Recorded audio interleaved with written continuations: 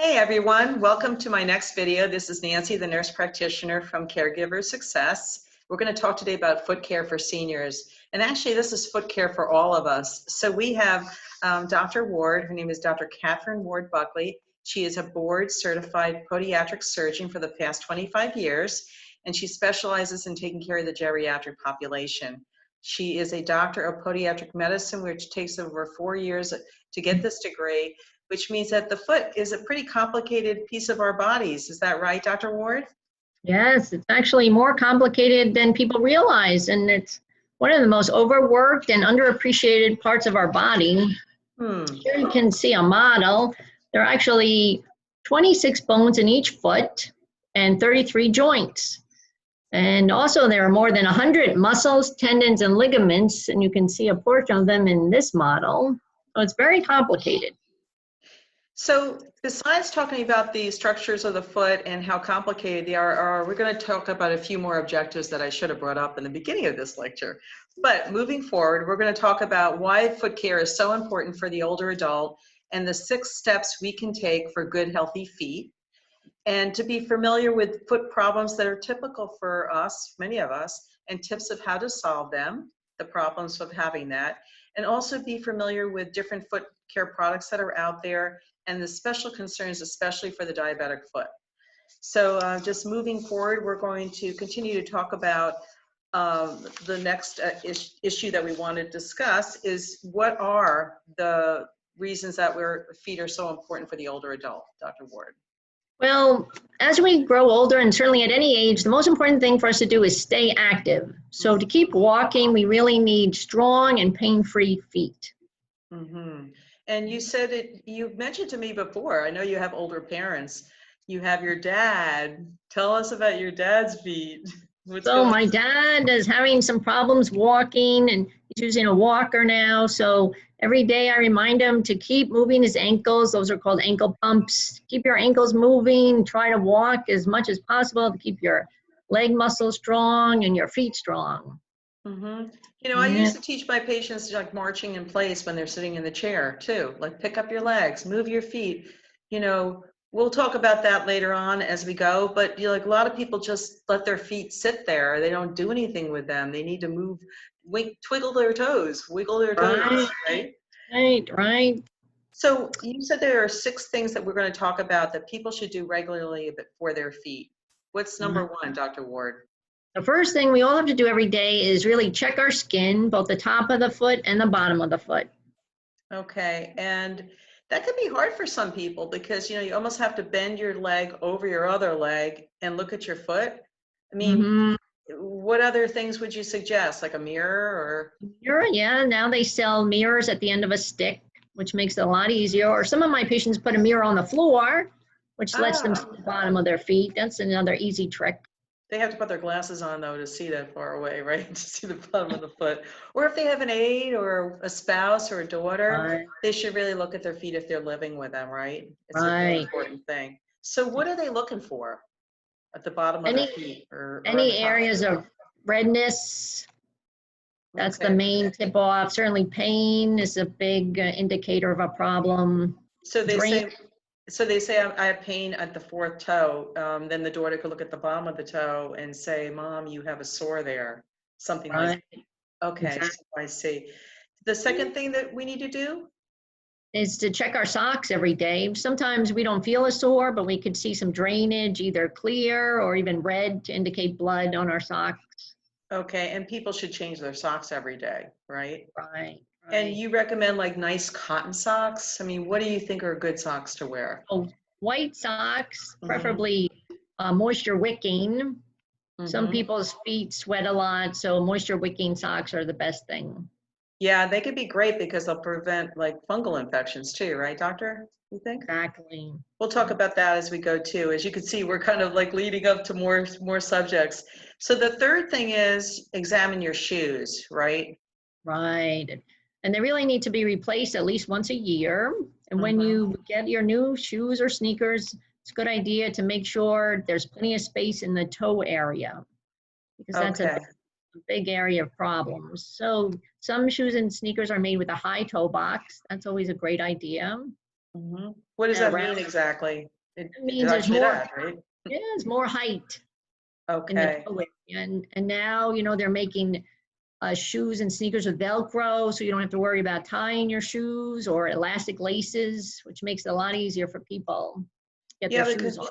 that's great because a lot of people buy these shoes that they can't get on and they just slip their feet in and they flatten the back of the shoe and then they try to walk around like it's like a slip-on slipper and then they end up falling because the shoe goes flying Right. and they fall down.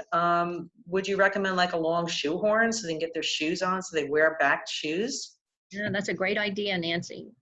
I mean, I've Right. seen them. They go all the way up to your knee so that you can, you can't say it's too short. You get one long enough for you to almost be up here and put your Yeah, shoe on, right? a great invention.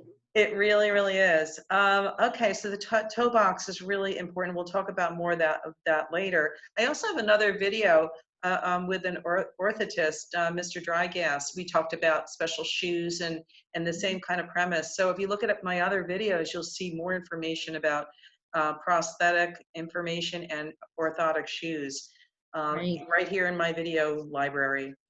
So besides the sneakers and shoes, the other thing that I put in my fall prevention video is people don't look at the bottom of their shoes. Winter comes, they take out their old pair of, winter boots.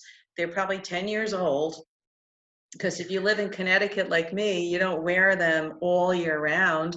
And if there's no tread on the bottom, and they wear them and then they're like sliding around and wondering why they're falling on snow. So people have to check the treads too, right? Right, right. That's been big, and I've had a lot of problems with my patients with that. Okay, Mm. number 4.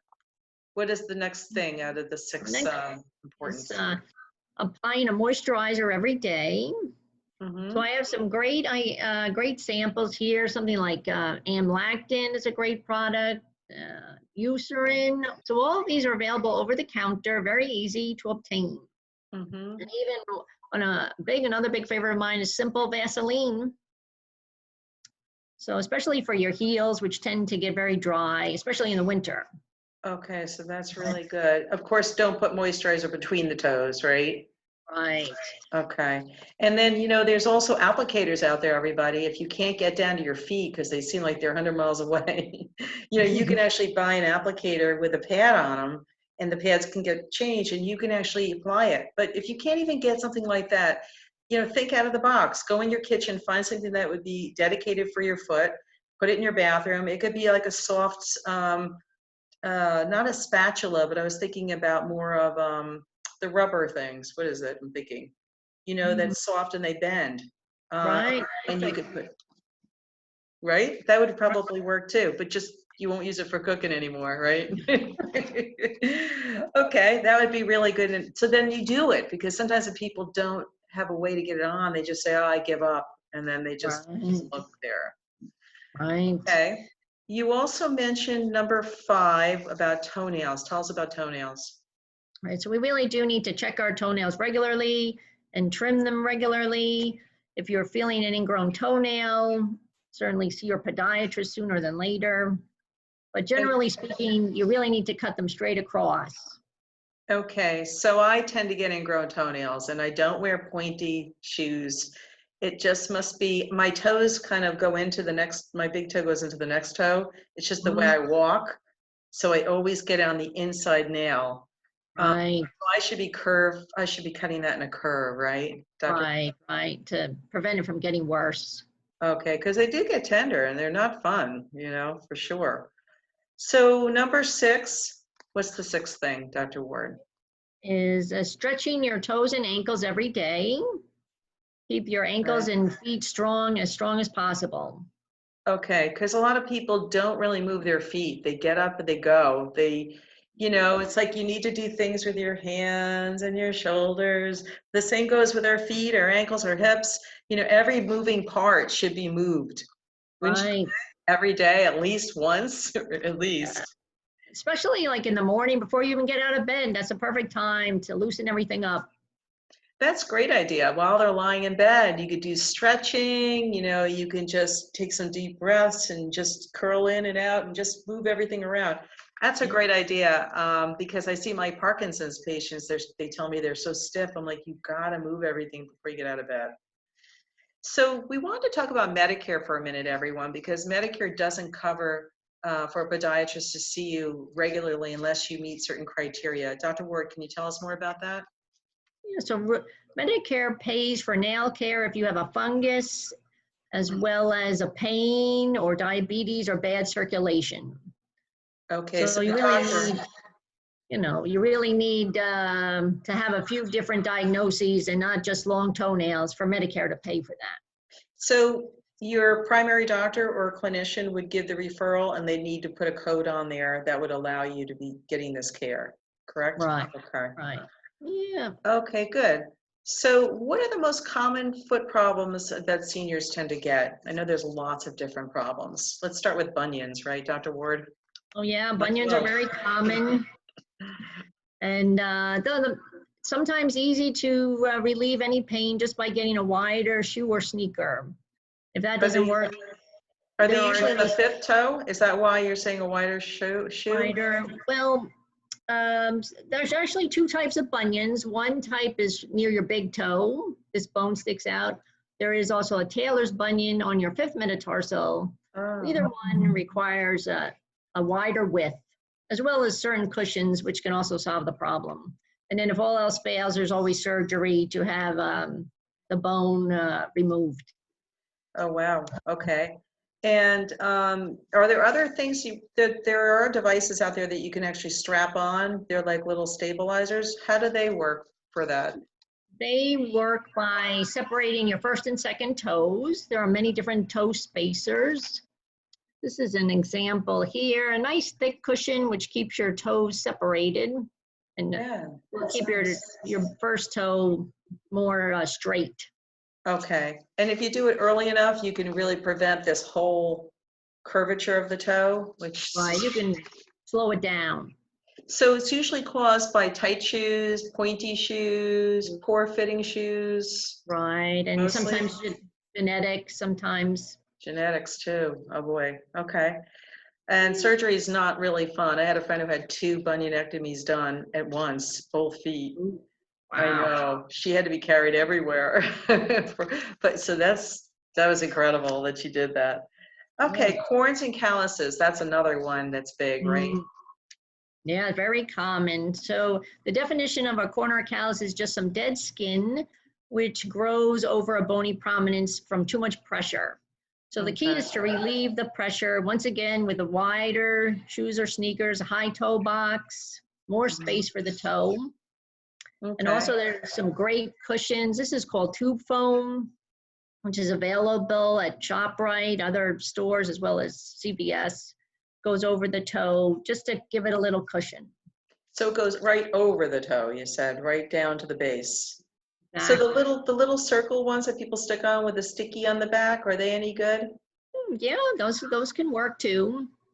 But really it's their shoes. They need to fix the shoe and they can put that cover on, but they won't need it anymore if they have this high toe box you were mentioning, where you have room on the top of your foot when you walk.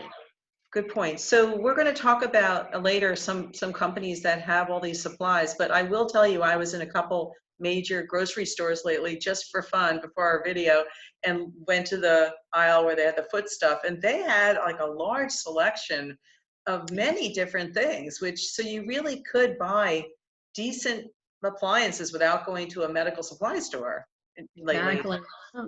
Because almost everybody has a foot problem. That's what I was going to say. Everybody's in that aisle, for one thing or another. So let's talk about Dr. Scholl's corn remover. What's your thoughts about that product? Well, I'm concerned about that product because it could actually be dangerous. It is an acid, and sometimes it burns away the good skin as well as the bad skin. So certainly, if you have diabetes or bad circulation, you really cannot use those products. Okay, so that's called the Dr. Scholl's corn remover. Okay, good to know, doctor, because that's important. You probably see people coming in, and you're like, what did you use to try to fix this? And you're like, oh no, right? That's what happens. So we were going to talk next about Hammertoes. What are those, doctor? Well, a hammer toe is when your toe starts to curl a little bit and it becomes prominent on top. Mm-hmm. Can cause a corn to develop or even a sore if you don't start wearing a more spacious shoe gear. And they happen because the same deal about the shoe space? Right, tight shoes, as well as genetics. And genetics again. So Yeah. what do you do to treat them? The conservative treatment are these cushions and the shoe gear modification. Warm soaks is a great idea, some water with Epsom salts to calm down the inflammation. Okay. Can you ever get your toes straight again? It's kind of hard. I've seen hammer toes and they're just, Well, you can't straighten them. Well, the last option is always surgery if you have good circulation. Okay. And do people usually get that or not necessarily? Not necessarily. Most of these problems can be solved conservatively. Okay, that's good to know. So heel pain, that's another big problem for the older folks, right? Yes. As we get older, we lose the fat around our feet. So some people get heel pain on the bottom when they're walking. There's some great cushions available. This is a nice product from Spanko. You can see it's a gel, nice and thick, as well as, a good sneaker. Does that just fit right in your shoe? Yes, just fits right in there. And you just replace, how often do you replace something like that? Every 3 to 6 months. It lasts a while. Okay, so it starts to wear down. You could tell it's just time for a new one. Right. Okay, fungal nails. We're going to talk about fungal toenails next. Very common. So there are 2 great products that are over the counter to help improve the appearance. Clotrimazole is a product, and then there's another good product called Carousel, which treats the fungus and also softens the nail so that you may want to trim it on your own. Okay, and why does it happen? Like, why do people get fungal toenails? The most common cause of a fungus actually is trauma. You probably have dropped something on that nail, which causes the nail to lift up, and then the fungus gets in underneath. Okay. Yeah, and sometimes it is genetic. Some people are genetically susceptible to the fungus, and they have all 10 fungal toenails. And then sometimes people get a fungal rash on their skin, which can spread to the nail, and that's how it happens. Okay, and I notice if you wear sneakers with no socks and you sweat a lot, I know you can get fungus all over your feet, right? Or walking in showers, the public showers without flip-flops and whatnot. Do you like the tenactin and things like that just to put in the shoe? Does that work? Yeah, yes, those are great. Okay, then that's good to know. And then, of course, wearing the Moisture Wick socks will really help. Now, you want to talk about pressure sores. I know I've done a video on how to prevent pressure ulcers, which could be anywhere and any bony prominences on the body. So you can always check on my library for about pressure ulcers on the rest of the body. But we're going to talk about the foot. Where do you get a pressure ulcer on the foot, Dr. Ward? One of the most common areas are the ankle bones, especially the outside of your ankle, because if you're lying on the right side of your body every night, then the pressure builds up. So it's very important if you see a red area there that you start wearing a cushion or get an egg crate cushion for your bed before the situation gets worse. How about just heel pads? Can people wear heel pads? Like the little ones I wrap around with the Velcro? Yeah, those are perfect. They're really neat. You could get those. You can see them. Also, they're in my book, Caregiver Success. I'll show you all these devices in there. But they're so great. They just fit on the heel. They have an egg crate means that bumpy, foamy side is up against the foot, and with little air pockets so the air can go through. Velcro across the foot, and they're really comfortable, and you can sleep in them. So if you had a paralyzed leg, and you just don't move that leg, that's a great foot to definitely have it on, because you wouldn't even know to adjust your leg because you don't feel the pain. Right, Dr.? Exactly. So the reason for all these things we're telling you is some of it is preventative, so you don't get to the point where you have to have all these products. And having the high box shoes seem to be a big thing for sure. Okay, so let's go on to dry skin. Is that typical for older people, Dr. Ward? Yes, it's a very typical and common. So really, everyone needs a moisturizer once a day, and after the shower or the bath is the best time to lock in the moisture. So, it's interesting. I tell my patients, don't dry your skin totally, like just pat it, and then it feels a little moist, and that's when you put the moisturizer on, because it just seals it in. Is that the right way to do that? Exactly. Okay, good. And this is where you use the Eucerin cream, the amlactin, or the Vaseline that we were mentioning. Exactly. So the other people we need to talk about is, besides getting older, is the fact that diabetes gets to be more prevalent as we get older. What about that diabetic foot, Dr. Ward? Yeah, so there are a few special issues we need to discuss, like circulation. Okay. So if your skin starts to look white, you need to do a test. It's the Blanche test or the capillary refill test, where you can actually just press on the tip of the toe. It becomes white, but then the blood should come back in 3 to 4 seconds. So you like count in seconds and you have to see the color return. Okay. Exactly. So it's interesting, when I teach my patients about diabetes, I tell them, the reason your sugar has to be controlled is that, think about if the sugar is running rampant through your bloodstream. Let's just make believe it's maple syrup consistency. If your sugar is high and the blood is not thin and floating through all these little loose little baby capillaries, instead it's getting stuck like at the end of a toothpick, and it can't get to the tip of the toe. That's why people lose like pieces of their toes, or their eyes get damaged, or their kidneys. There's so many tiny little blood vessels called microcirculation, capillaries, and that's where the blood doesn't get when the sugar's high. That's why you have to have a controlled sugar. I use that analogy a lot because people just don't figure out, my sugar's high, okay.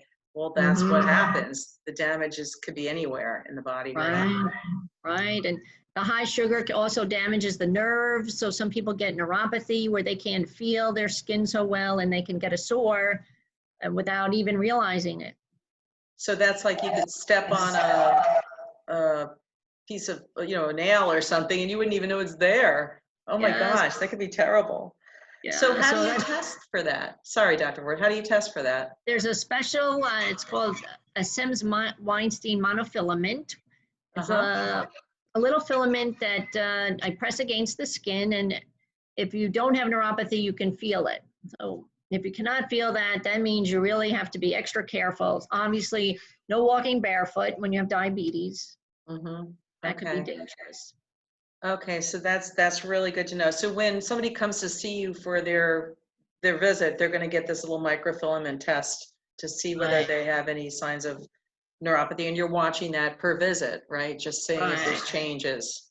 Okay. At least once a year. At least once a year. Okay. And what about skin problems? Is it different for diabetics? The same? There's a slightly increased chance of skin problems, the increased chance of dryness, and the increased chance of sores. So really, a daily foot check every day is critical. And one more thing I should ask you, because I'm about to do a video on skin cancer. Do you find that people who have like lesions on the toes, like a little freckle, is there something you're looking for on toes relating to skin cancer while we're on that subject? Yes, well, the biggest concern is always melanoma, and there's the ABCs of melanoma: asymmetry, border, and the color variation. Also, the diameter is very important. So any change in the skin lesion is a cause for concern. They just added an E on, E's for evolution. I think so. So if you're seeing the changing of this area, so A, B, C, D, E, I was like, oh, okay, there's an E, okay. So that's really neat. So Dr. Ward's gonna give us some information from a couple, you had a couple magazines. Could you just show them to everyone? And then I'll put it on my facebook.com site, everyone, called Caregiver Success, and tell you where you can get these products, and some booklets out there that will help you. Right. So one of the main resources for cushions is this company called Petafix. So we'll put that on your website. For any cushion that you can't find in ShopRite, that would be a good idea. And there's another company, Dr. Jill's Foot Pads, which also makes some very nice cushions. Okay, great. Well, this was so informative, wonderful, Dr. Ward, to have you with me today and to share all this information with our friends out there. So in summary, what should the seniors remember the most about their feet? Well, I have one patient, and she sums it up very well. She says, just go, which means just keep moving, keep walking to keep your circulation going and your muscles working and really prolong your longevity and health. So if you're a person at home and you don't go out, just walk around the dining room table like a gazillion times. Put some music on, and when the music stops, right? Something like that. And that's what my dad does. Just walk around the kitchen. Okay, so keep moving. Exercise is medicine, you were going to mention. And what's the other thing? The other thing is, you know, make sure you see your podiatrist before any of your problems get really bad. Okay. And wear sensible shoes. Yes. With no flip-flops. No flip-flops. Exactly. So thank you, Dr. Ward, for joining us. This was wonderful. A lot of information. If anybody has any questions, they can ask me at nancythenp@gmail.com, and I will get them to Dr. Ward for you. And please look up on facebook.com/caregiver success for this information that we just presented so that you could find these products for yourself. All right, thank you. Till next time, from Nancy the Nurse Practitioner. Bye now.